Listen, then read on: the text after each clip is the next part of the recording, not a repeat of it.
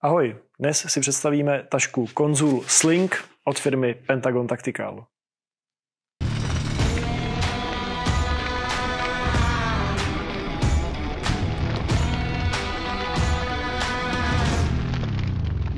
Taška Konzul Sling má objem 3,8 litru, hmotnost je 420 gramů a vyrobená je z 500 denier Cordura nylonu. Dá se nosit jako klasicky taška přes rameno, tady by se asi hodilo si popruh trošku povolit, nebo jako ledvinka křížem přes prsa, tady by se zase hodilo popruh trochu utáhnout.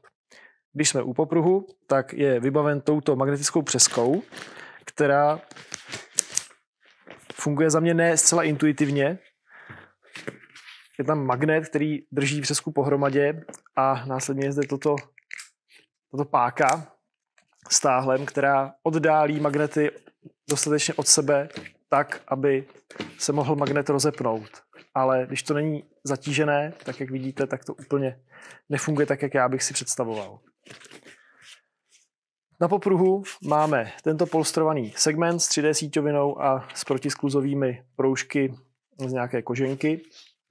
To je možné případně sejmout. A popruh je možné si nastavit dle preference, protože zde máme 4 kotvící body a oba konce popruhu jsou vybavené těmito plastovými úchyty, které jsou poměrně drobné na manipulaci, ale možná se mi to povede otevřít. Tento typ přezek používají i jiní výrobci, ale pro otevření potřeba zmáčknout ten volný konec k sobě, až potom se otevře tato branka jako na karabině. Takže není to úplně nejrychlejší řešení, ale máte možnost si to nastavit podle sebe. Zároveň jsou zde 2 průvleky. Teoreticky by se dala ta brašna nosit na opasku, ale pokud ji naplníte, je poměrně velká, těžká, takže asi bych to nerad používal jako opaskovou kapsu.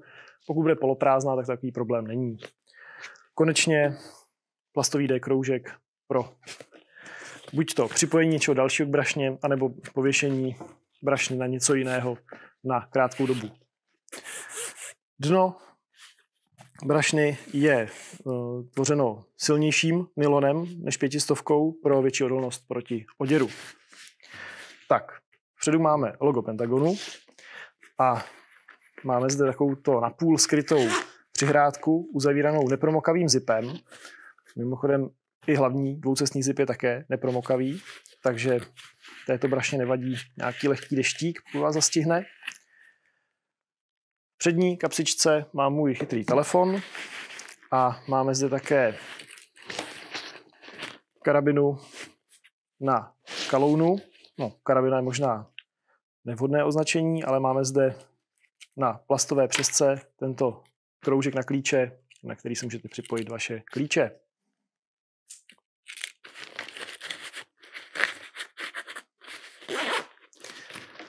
Pokud byste nechtěli používat tašku s popruhem, máte zde přenášecí madlo pro nošení jen tak v ruce.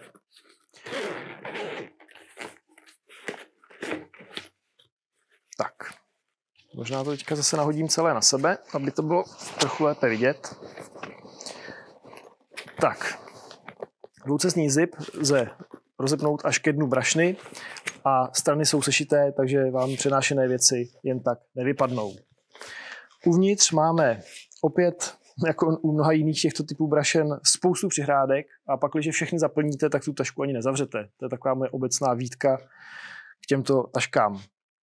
Každopádně, co se dovnitř vešlo, aby šlo tašku pořád ještě zapnout, tak jednak na volno, zde mám moji peněženku, která není zrovna hubená, byť je naplněná hlavně různými účtenkami.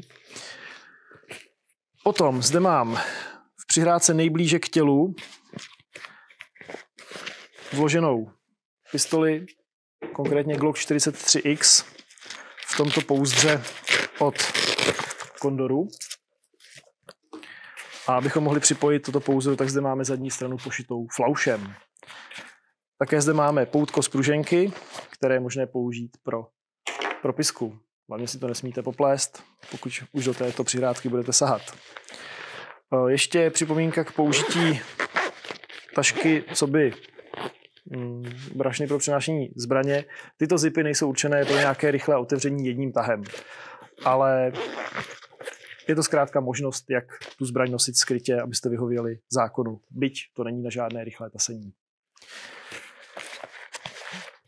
Tak, tato přepážka je dvoustěnná a tady uzavíraná magnetem.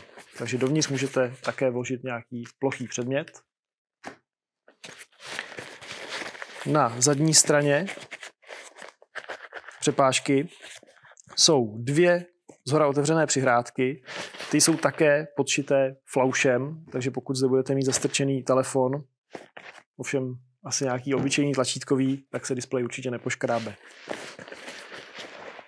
Na přední straně přepážky máme poutka z elastické pruženky a na straně nejdál od těla síťovaná kapsa se zipem, kam se vešla čokoláda a moje bezdrátová sluchátka.